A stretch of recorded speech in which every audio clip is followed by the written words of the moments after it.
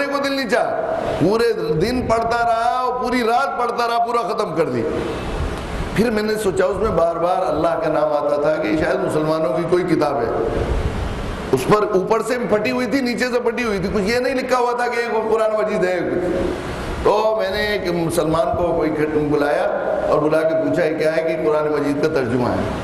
اس نے کہا یہ قرآن مجید ہے تو تم انسانیت کو کیوں محروم کر رہے ہو اس سے؟ کہتے ہیں اگر مجھے پہلی مرتبہ یہ معلوم ہو جاتا قرآن مجید ہے تو میں فوراً اسے چھت پر پھینک دیتا دلال سے۔ قرآن مجید میں پڑھوں یہ نہیں ہو سکتا، قرآن مجید پڑھا تو مجھے خیال آیا، اور پھر میں نے جو ہے یہ طے کیا کہ قرآن مجید کو ان غلط فہمی والے لوگوں تک پہنچانا ہے۔ اس کے لیے وہاں ایک ہال خریدا انہوں نے، اور ہر مہینے میں 2 جو ہے وہ کرتے ہیں پروگرام۔ اس پروگرام میں 16 IAS آفیسر تھے جس میں انہوں نے مجھے بلایا تھا، 16 IAS آفیسر۔ اور وہاں پر جو ہے مولانا عبدالدائم جلالی کے بیٹے جو ہندو پرچہ ہے اس کے اسسٹنٹ ایڈیٹر ہیں، ان کو بھی بلایا گیا تھا تقریر کے لیے، اور انہوں نے یہ شرط رکھی تھی کہ پہلے آخر میں سب سے میں تقریر کروں گا۔ وکیل صاحب نے یہ طے کیا تھا کہ میں سب سے آخر میں تقریر کروں گا۔ تو مولانا کے بیٹے ذرا رواداری میں، چونکہ غیر مسلم زیادہ تھے بڑی تعداد میں، تو انہوں نے کہا کہ تمام مذاہب نے عورت کو، مظلوموں کو حق دیا ہے، اور مظلوم پر ظلم کرنے کا کسی مذہب میں جو ہے حکم نہیں ہے، خصوصاً عورتوں کے ساتھ سبھی نے حسن و سلوک کا جو ہے درس دیا ہے، لیکن اسلام نے کچھ زیادہ واضح انداز میں یہ بات کہی۔ یہ اس طرح کی انہوں نے تقریر، مجھے بھی بات کہنی تھی تو میں نے کہا اللہ کے نبی صلی اللہ علیہ وسلم جاہلیت کو اپنے قدموں کے نیچے روننے کے لیے آئے، اس میں جاہلیت کی پہچان سمجھے جانے والی سب سے بڑی برائی تھی عورتوں کا استحصال۔ تو آپ نے صرف قانون نہیں بنایا بلکہ عورتوں کو ترجیح دی مردوں پر، اپنی دعوت میں اور ہر خیر میں۔ قرآن آیا تو یابو لمن یشاء اناثا ویابو لمن یشاء الذکور ترتیب بنائی۔ اللہ تعالیٰ جس کو عطا فرماتے ہیں بیٹیاں اور جس کو نوازتے ہیں بیٹوں سے، بیٹوں کا ذکر بعد میں کیا۔ اور آپ نے عملاً کیا کیا اس میں نے ایک ذکر کیا کہ حضرت وہ واقعہ روایت ذکر کی کہ حضرت عائشہ رضی اللہ تعالیٰ عنہ سے پوچھا گیا کہ جناب رسول اللہ صلی اللہ علیہ وسلم کے گھریلو حالات کے بارے میں بتائیے۔ آپ نے فرمایا جب آپ گھر میں تشریف لاتے تھے تمام کاموں میں ہمارے برابر کے شریک ہوتے تھے، آپ گھر میں صفائی یعنی جھاڑو دے لیتے تھے، آپ اپنے کپڑے دھو لیتے تھے، آپ جوتے کی مرمت فرما لیتے تھے، آپ جانوروں کا چارہ ڈالتے تھے، دودھ دھوتے تھے، آپ سبزی کاٹتے تھے، آپ آٹا گوندتے تھے۔ تو میں نے کہا اس مجمع میں بتایا کہ یہی مسلمان بھی تھے، خاصے مسلمان موجود ہیں، کسی نے جو ہے اپنی صحت مند بیوی کی موجودگی میں آٹا گوندھا ہو۔ ایک صاحب مل گئے مجھے پہلی مرتبہ تاریخ میں، اتنی مرتبہ میں نے اس بات کو واقعی بیان ہے، ہلکی سی داڑھی تھی، وہ کہنے لگے میں ہوں، میں اپنی بیوی کے ساتھ۔ خیر مجھے بڑی خوشی ہوئی اور میں نے ان کو مبارکباد دی تھی، اور میں نے واقعات سے بتایا کہ کیسے ہوتا۔ انہوں نے تقریر کی تو انہوں نے اپنے وہ جو تھے مولانا عبدالدائم جلالی کے بیٹے ڈاکٹر صاحب، ان سے کہا کہ میں پہلے ڈاکٹر صاحب کو مجھ سے درخواست ہے میری کہ اپنے مطالعے کو بڑھائیں۔ انہوں نے پڑھا نہیں اسلام کو اور مذاہب کو، ان کی یہ بات صحیح نہیں ہے کہ تمام مذاہب نے عورتوں کو حق دیا ہے، صرف قرآن نے عورتوں کو حق دیا ہے، یہ انہوں نے یہ بات کہی۔ اور میں آج اس سلسلے میں آپ سے بحث بھی کر سکتا ہوں، میں ایک وکیل ہوں، اور آپ کسی کو جج بنا کر میرے سامنے کھڑے ہو جائیے تو میں بتاؤں گا کہ صرف قرآن نے حق دیا۔ تقریر سے پہلے یہ کہا کہ ان کو بلائیے، میری ریکویسٹ ہے کہ آپ ذرا یہاں جائیں اسٹیج پر، وہ جو آٹا گوندنے والے تھے۔ تو انہوں نے کہا کہ صاحب میری آپ سے درخواست ہے کہ آپ جو ہیں ان صاحب کے درشن کریں عقیدت کے ساتھ، یہ میرے نبی کے سچے پیروں ہیں۔ کہ ہم اپنے آپ کو کہتے ہیں اسلامی مساوات کا، میں کہتا ہوں ہم میاں بیوی برابر ہیں، میری بیوی بھی لائر ہے، مگر جب ہم گھر جاتے ہیں، ایک اور جو ہے بعض لوگوں نے اس طرح کا بیچ میں سوال بھی کیا تھا کہ بھئی اور اسلام نے عورتوں کو یہ کہا ہے وہ کہا ہے، تو میں نے جواب کے طور پر کہا تھا کہ کوئی گائے کو بیل گاڑی میں جڑا دیکھتے ہیں تو آپ کو کیسا لگتا ہے؟ اچھا لگتا ہے برا لگتا ہے؟ ایک گائے کو بیل گاڑی میں جڑا ہوا دیکھ کر آپ کو برا نہیں لگتا، برا لگتا ہے، اور ایک اپنی بچی کو، نازک سی بچی کو ٹرالی میں جہاز کی جڑا دیکھ کر آپ کو برا نہیں لگتا؟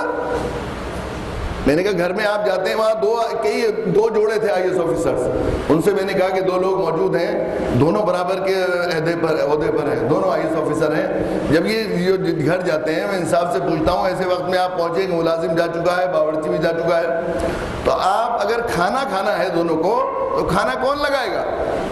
کھانا بیوی لگائے گی، مرد نہیں لگائے گا، حالانکہ دونوں آئیس آفیسر ہیں، دونوں برابر کمانے والے ہیں۔ عورت کا جسم نازک بنایا تھا، اسے کمزور بنایا تھا، تو اسے اور کم کام ہونا چاہیے، دفتر کا کام بھی اور گھر کا کام بھی، مزید اس کا 1.5 گنا کام لیا جاتا ہے۔ تو بہنیں تھی کچھ وہاں پر، میں نے کہا بہنوں یہ آپ مرد بیوقوف بنا کر آپ کی کمائی کھا رہے ہیں، یہ مساوات کی آواز جھوٹ لگا رہے ہیں، ان کے بہکائے متن۔ تو انہوں نے کہا کہ واقعی یہ بات ہے، میں گھر جاتا ہوں تو فوراً کہتا ہوں بیگم چائے بناؤ 1 کپ۔ کیسی اچھی بات کہی۔ تو یہ اس کو اسلام سے اور قرآن سے قریب، اللہ کا شکر ہے کہ وہ ہدایت یاب بھی ہوئے ہیں اور اب وہ کام کر رہے ہیں۔ تو ان کو کس نے دعوت دی؟ ایک غیر مسلم عورت نے کوڑے میں سے قرآن مجید لا کر دیا، اور اس قرآن مجید نے ان کی ہدایت کا ذریعہ بنا دیا، اور وہ نہیں، ان کو نہیں، مسلمانوں کو یہ کہہ رہے ہیں کہ اپنا مطالعہ پڑھائیں۔ تو میں جا رہا تھا اس سیمینار میں شرکت کے لیے، اچانک فون آیا میرے پاس، مولانا کلیم جی بول رہے ہیں کہ ہاں میں بول رہا ہوں۔ تم کہاں سے؟ کون بول رہی ہو بیٹی؟ لڑکی بول رہی تھی کہ میں رشی کیش سے بول رہی ہوں، انو یا کچھ نام بتایا اسے۔ تو میں نے کہا اچھا کیا بات ہے؟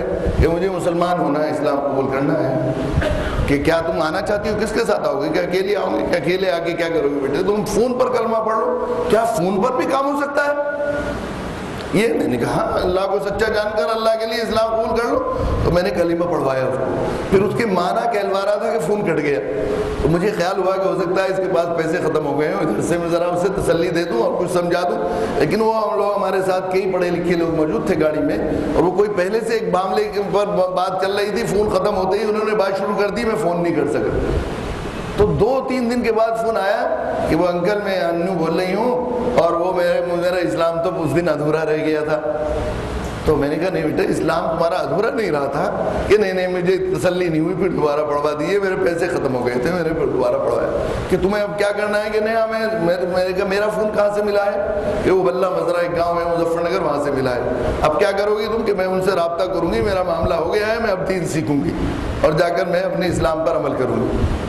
بات ہو گئی۔ تو بلہ مزرعہ کے ایک ہمارے دوست ہیں، ان کا فون آیا کہ آپ سے ملنا چاہتا ہوں۔ ان کا میں سفر میں ہوں، کہ بمبئی ہوں کہیں بھی ہوں، وہیں ملنا ہے، بہت ضروری ارجنٹ کام ہے۔ میں نے کہا کانلا کے قریب میں رٹھوڑا ایک گاؤں ہے، وہاں پر جلسہ ہے مدرسے کا، وہاں جائیے۔ چنانچہ وہ وہاں آ گئے۔ تو انہوں نے یہ واقعہ بتایا کہ عبدود آشرم کی ایک بچی، اس کے ساتھ یہ عبدود آشرم میں حادثہ پیش آیا، تو اس نے کیا کیا کہ آشرم جانا بند کر دیا۔ رات کو سوئی تو اس نے خواب دیکھا، اور خواب یہ دیکھا کہ وہ مندر میں پوجا کے لیے گئی تو 2 پجاری اس کے پیچھے لگ گئے۔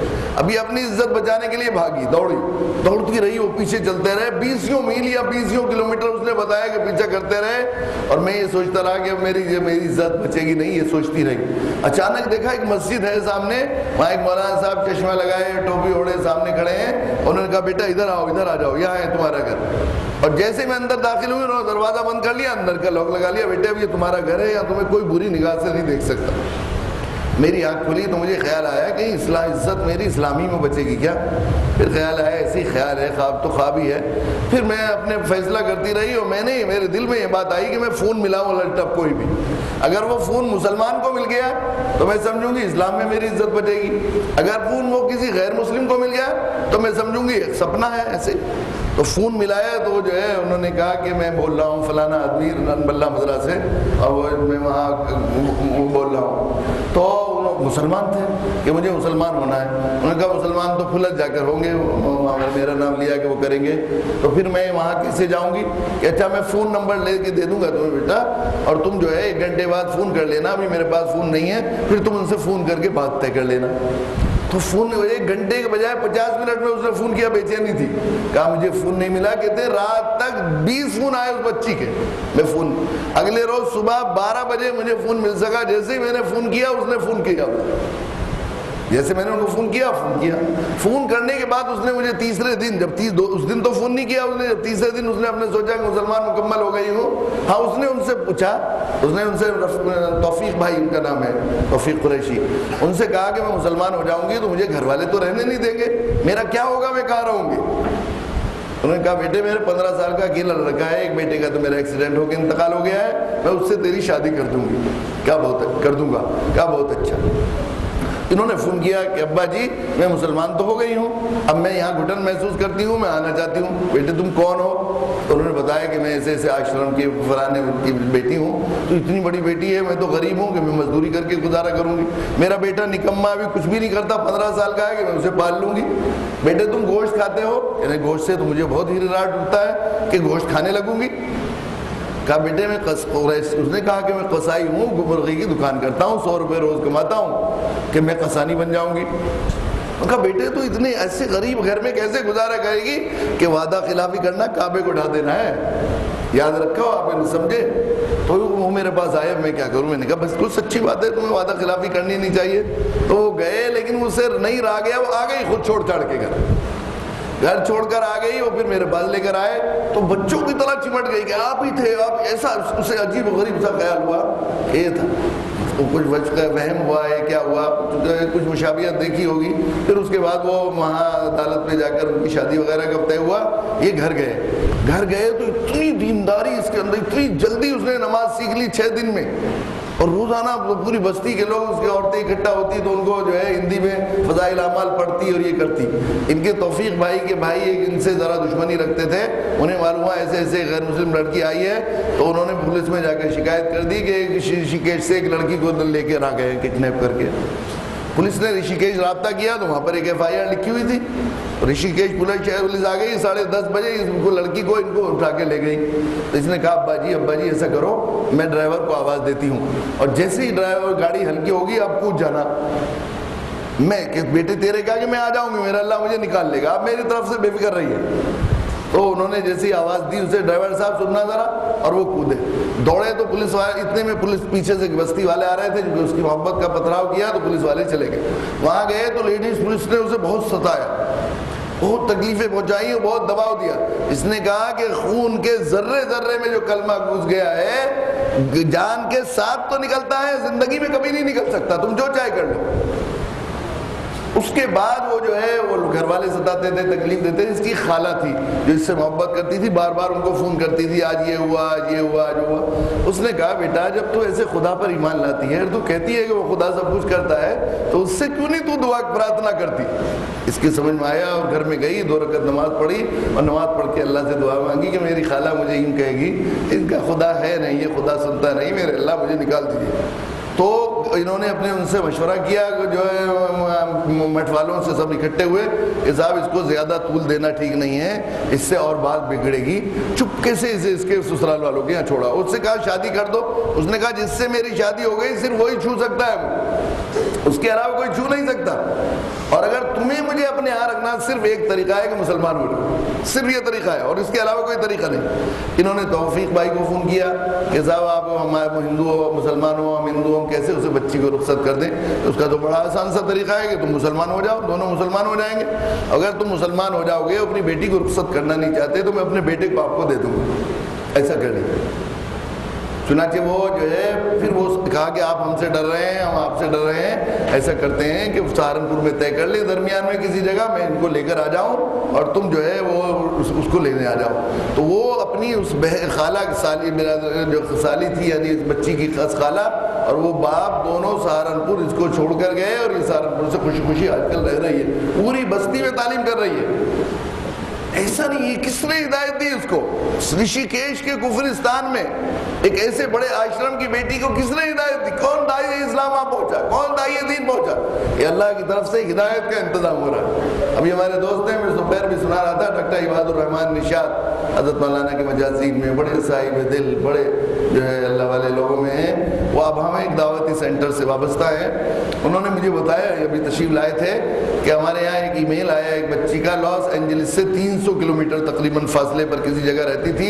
میری عمر 15 سال کی ہے اور 6 مہینے پہلے میں مسلمان ہوئی ہوں. اسلام کے سلسلے میں مجھے ضرورت ہوتی ہے معلومات کی, تو نیٹ سے میں حاصل کر لیتی ہوں, لیکن ادھر کچھ چیزوں کے سلسلے میں ہمیں انٹرنیٹ پر معلومات نہیں ہو سکی, تو ہم آپ سے مدد چاہتے ہیں. کیا آپ میری مدد کریں گے؟ میرے ساتھ مجبوری یہ ہے کہ میرے 100 کلومیٹر جہاں میں رہتی ہوں کوئی مسلمان نہیں رہتا.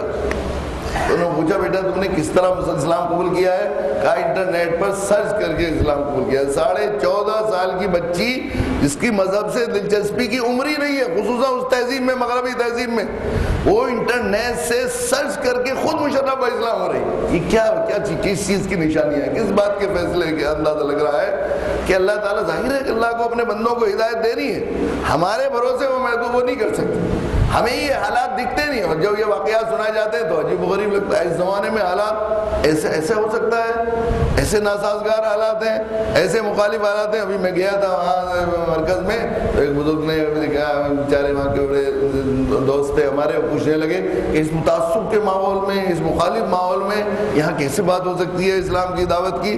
اصل بات یہ ہے کہ میرے بزرگوں، سچی بات یہ ہے کہ ہم نے اپنے داعیانہ منصب کو نہیں سمجھا اور داعی بن کر زندگی نہیں گزاری. اس وجہ سے فکر ہی ہماری داعیانہ نہیں، اور داعیانہ فکر کے بغیر اسلامی فکر نہیں بن سکتی. سلامتی فکر کی علامت ہے کہ فکر مثبت ہو جائے. ہماری فکر ہے نگیٹو، منفی فکر ہے، ہر جگہ برائی، ہر جگہ خطرے، ہر جگہ ناسازگاری ہمیں دکھتی ہے. میدان میں جائیے تو آپ کو اندازہ ہوگا.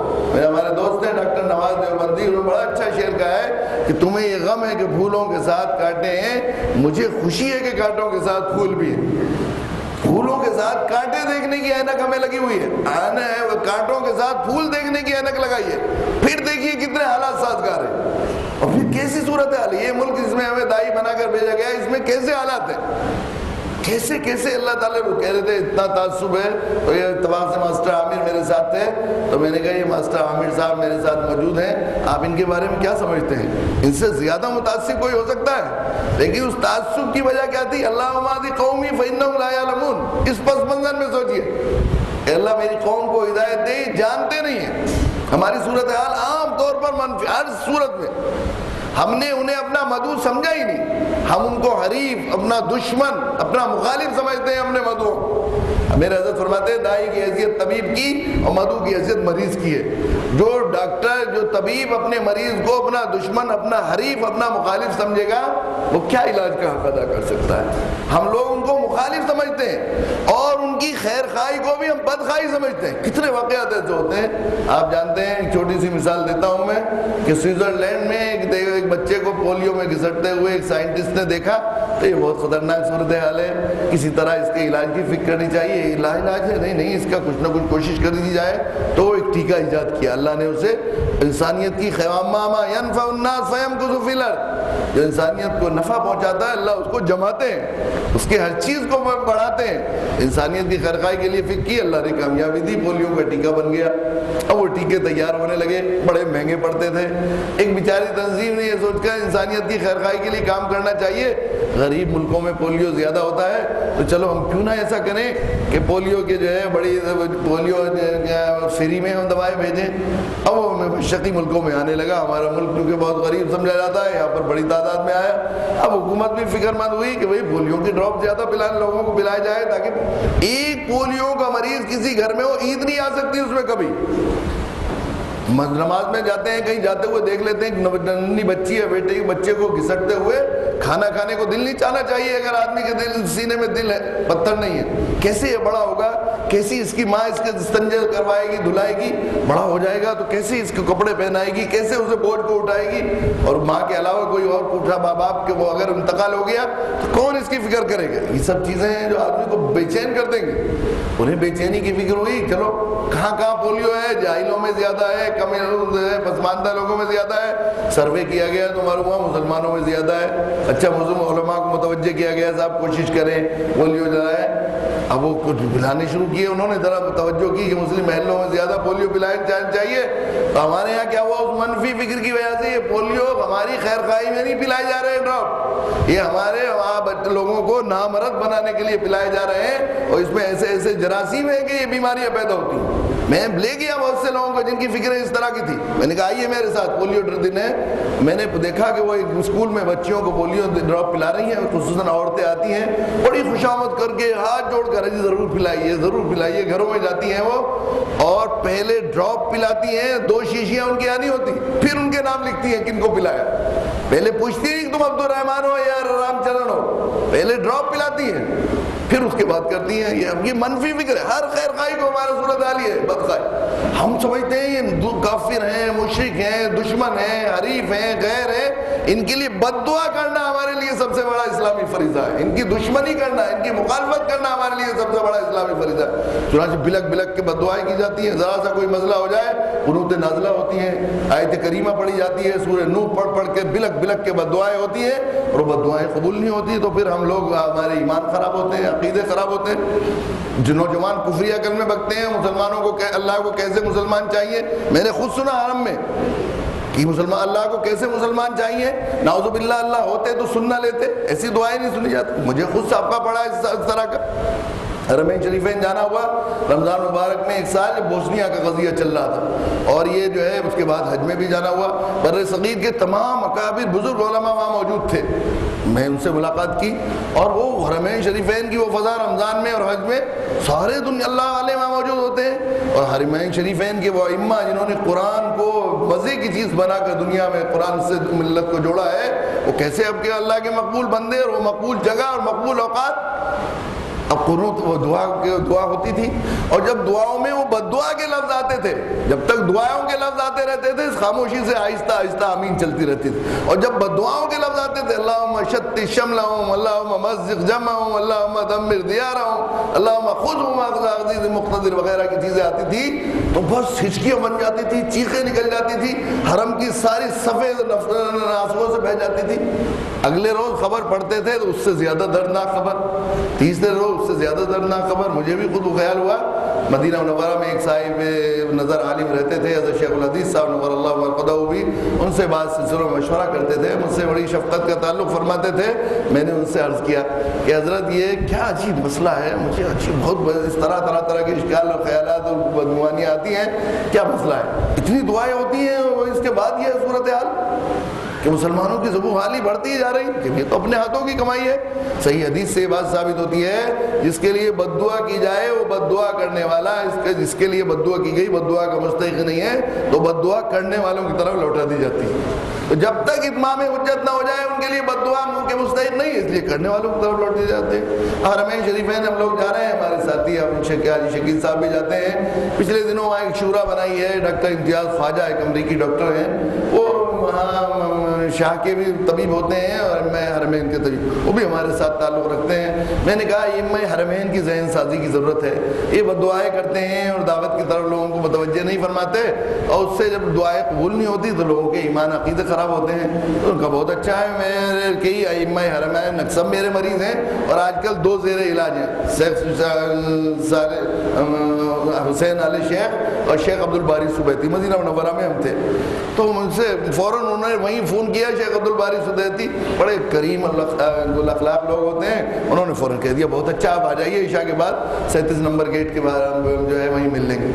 ہم لوگ گئے، میں نے سوچا کہ یہ لوگ سند کے ساتھ بات کو پسند کرتے ہیں، تو میں نے اپنے ساتھی مولانا جاوید اشرف صاحب سے، جنہوں نے حدیث پر ایک بڑے سینٹر میں کام کیا ہے وہاں کے مرکز میں، جوامع الکلم کے نام سے 10 لاکھ حدیثوں پر 3 CDیں انہوں نے بنائی ہیں۔ 10 لاکھ حدیث جو مطبوعہ مقبول اور مکتوب لکھی ہوئی کی حدیثیں ملی ہیں، ان سب کو جمع کیا ہے محدثین کی، اس میں کیا رہا ہے 3 CD میں 10 لاکھ حدیثوں کا ذخیرہ۔ یہ CD کس نے ایجاد کی؟ تو میں نے ان سے کہا کہ اس مضمون کی حدیث سند کے، عربوں کا مزاج ہے کہ سند کے ساتھ قبول کرتے ہیں، ذرا سند کے ساتھ 1-2 روایت نکال کے لائے۔ وہ گئے اور 4.5 منٹ میں 23 حدیثیں نکال کے لائے۔ اس میں کیا تھا، لعنت کی جائے یا بد دعا کی جائے کسی کے لیے، اور بد دعا اور لعنت اس کے لیے کی جائے وہ بد دعا اور لعنت کا مستحق نہیں ہے، تو بد دعا کرنے والے کی طرف لوٹا دی جاتی ہے۔ 23 حدیثیں سند کے ساتھ، اور سندوں کی کیا حیثیت ہے اس پر بھی پوری تفصیل تھی۔ تو مجھے خیال آیا، میں نے شیخ سے بھی اسی ضمن میں بات کہی کہ ایک زمانہ وہ تھا کہ ایک حدیث کو حاصل کرنے کے لیے کئی محدثین نے جان دے دی، راستے میں انتقال ہو گیا، پہنچ نہیں سکے استاد تک جس سے حدیث آ گئی، اور ایک حدیث کو جاننے کے لیے لمبے لمبے ہزاروں میل کے سفر کرتے تھے۔ جب اللہ تعالیٰ جزائے خیر دے ان محسنین کو کہ دن رات کی محنت کر کے مدون شکل میں حدیث کتابی شکل میں مرتب کر کے ہمارے سامنے کر دیا، تو ایسے واقعات ملتے ہیں۔ حضرت شیخ نور اللہ مرقدہ نے آپ بیتی میں لکھا ہے کہ ایک حدیث تلاش کرنی تھی، 10 دن کا اعتکاف کیا کتب خانے میں، جب نہیں مل پائی اور میں تلاش کرتا رہا، پھر کسی عالم شاید مولانا شاہد صاحب کا ذکر کیا ہے کسی کا کہ اللہ تعالیٰ ان کو جزائے خیر دے کہ انہوں نے تھوڑی دیر میں تلاش کر دی، 10 دن تک نہیں مل سکی ایک حدیث۔ کتب خانوں سے، اور اب 3.5 منٹ 4.5 منٹ میں 23 حدیثیں نکال کر لائے۔ یہ انٹرنیٹ جس کی سہولت سے یہ علم حدیث اتنا آسان ہو گیا ہے، یہ کسی شیخ الاسلام نے، کسی داعی اسلام نے، کسی عالم نے، کسی شیخ الحدیث نے ایجاد نہیں کیا، یہ انہی لوگوں نے ایجاد کیا ہے جن کے لیے بلک بلک کر بد دعائیں کر رہے ہیں۔ میرے بزرگوں، یہ ہماری فکر کا انداز ہے۔ میں نے کہا کہ ایک زمانہ میں ہندوستان سے حج کے لیے لوگ جایا کرتے تھے، تو آپ جانتے ہیں کہ وہ کیا صورتحال تھی، مرنے کے لیے جاتے تھے۔ ایک زمانے میں تو علماء بر صغیر نے یہ کہہ دیا تھا کہ سفر معمول نہیں ہے، ہندوستان کے لوگوں پر حج فرضی رہی۔ حضرت شاہ ولی اللہ رحمۃ اللہ علیہ، حضرت سید احمد شہید نور اللہ مرقدہ کی تجدیدی کارناموں میں سے ہے